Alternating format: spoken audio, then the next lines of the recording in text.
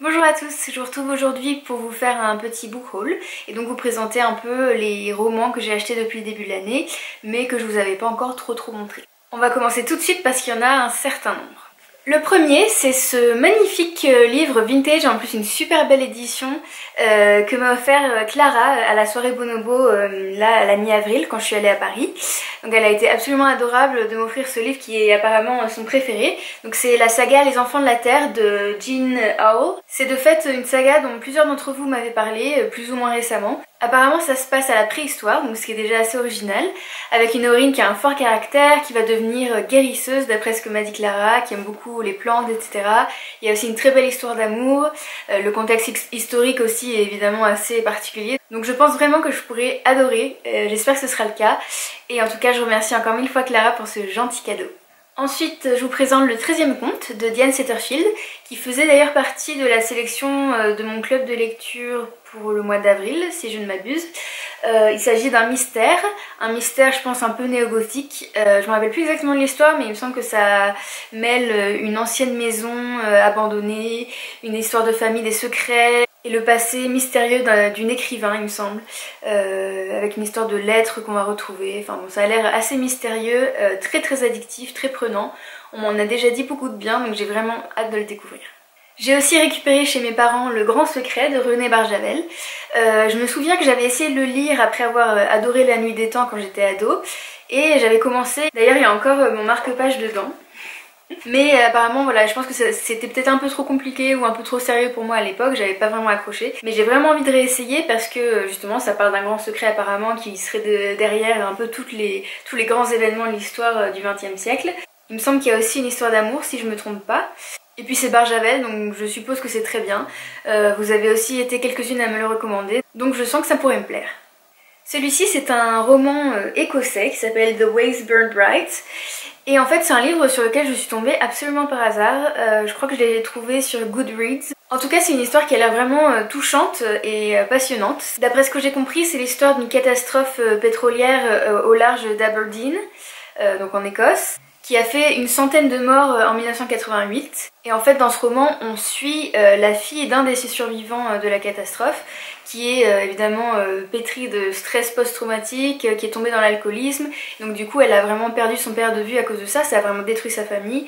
Et je pense que l'histoire ça va être qu'elle retourne dans sa ville natale et on va voir si elle arrive à renouer des liens avec son père ou pas. Il a vraiment des excellentes notes sur Goodreads, donc je pense que ça doit être du très bon. Ensuite on change complètement de registre avec Le Cœur des femmes de Martin Winkler. C'est un roman que m'a prêté une copine et que j'ai vraiment très envie de lire parce que ça traite d'un sujet assez important qui est notamment la violence gynécologique et un peu la façon dont les femmes sont traitées dans l'univers de la médecine. Martin Winkler, c'est un homme que j'aime énormément. J'ai suivi notamment un MOOC d'écriture où il était intervenant et où il donnait ses conseils. J'ai trouvé que c'était quelqu'un d'extrêmement intelligent, avec des idées modernes, justes, humanistes. Donc j'ai vraiment hâte de lire sa fiction, surtout dans une thématique aussi importante. Tout autre style également, j'ai acheté en tout début d'année La Cathédrale de la Mer d'Ildefonso Falcones. C'est un livre donc à l'origine qui est espagnol ou catalan il me semble, et qui relate en fait la construction de la cathédrale de la mer, Cathédrale del Mar, à Barcelone au XIVe siècle. Je pense qu'on va suivre un artisan sur le chantier et sa progression ensuite sociale et dans la vie, avec un fond historique assez intéressant, l'Inquisition, la peste qui arrive. On m'en a dit énormément de bien, apparemment c'est vraiment passionnant, en plus j'adore les romans historiques et puis Barcelone, voilà j'y ai vécu 5 ans donc c'est toujours un plaisir d'y retourner, ne serait-ce qu'en imagination, donc à mon avis ça pourrait vraiment me plaire. Ensuite le livre suivant c'est The Lake House de Kate Morton. Donc de Kate Morton j'avais déjà lu, c'était lequel c'était... En français je me rappelle plus exactement le titre, c'est La valse des souvenirs? Non ça n'a aucun sens. Quelque chose avec les souvenirs, je vous remettrai le titre, que j'avais beaucoup aimé. Bon c'était un petit peu longuet mais j'avais quand même beaucoup aimé son sens du suspense, le lien entre passé et présent. Et en fait ici je pense que ça va être un peu le même style, je pense que de toute façon tous ces romans sont du même style. D'après ce que j'ai compris, l'intrigue, c'est une jeune fille en fait qui découvre une propriété un peu en ruine dans les Cornouailles et qui va du coup plonger dans le passé, dans l'histoire de cette maison et découvrir un peu les secrets de la famille qui vivait là et le drame qui s'y est passé des dizaines d'années auparavant. Les cornouailles j'adore, les secrets de famille j'adore aussi, l'ambiance a l'air assez mystérieuse, assez addictive, donc je pense que ça pourrait être une bonne lecture notamment pour cet été. Bon, sachant que c'est une brique, hein, mais il est écrit très gros dedans, donc à mon avis ça se lit quand même relativement vite. J'espère vraiment que je vais l'apprécier. Autre livre en anglais, La séance de John Harwood, un roman type mystère un peu gothique, victorien.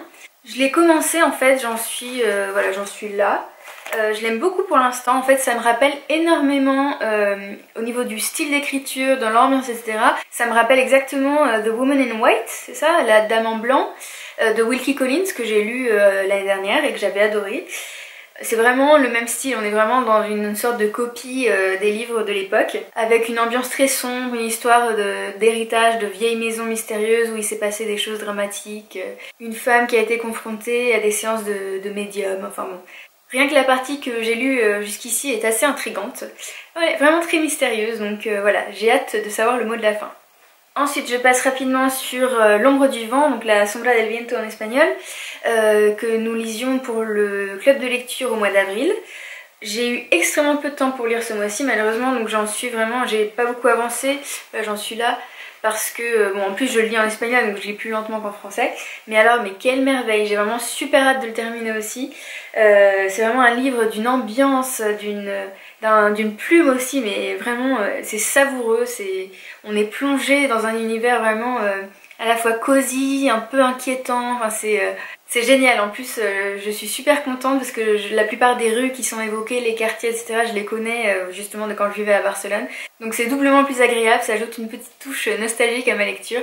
Voilà, à mon avis ça s'annonce comme un coup de cœur. Et enfin le dernier livre papier que je vous présente c'est The Silver Dark Sea, donc c'est Les reflets d'argent en français.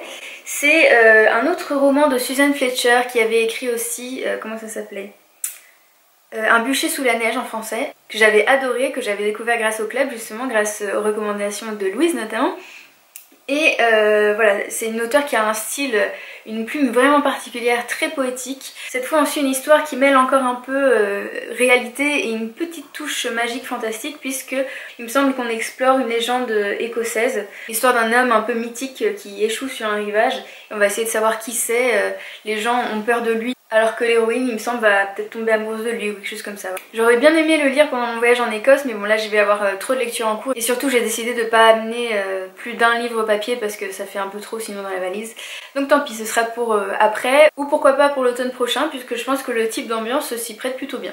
Donc c'en est tout pour les livres papier que j'ai acquis. Maintenant je vais vous parler des quelques livres numériques que j'ai aussi pris sur ma liseuse. Je me suis pris très récemment justement Le meurtre de Roger Ackroyd de Agatha Christie.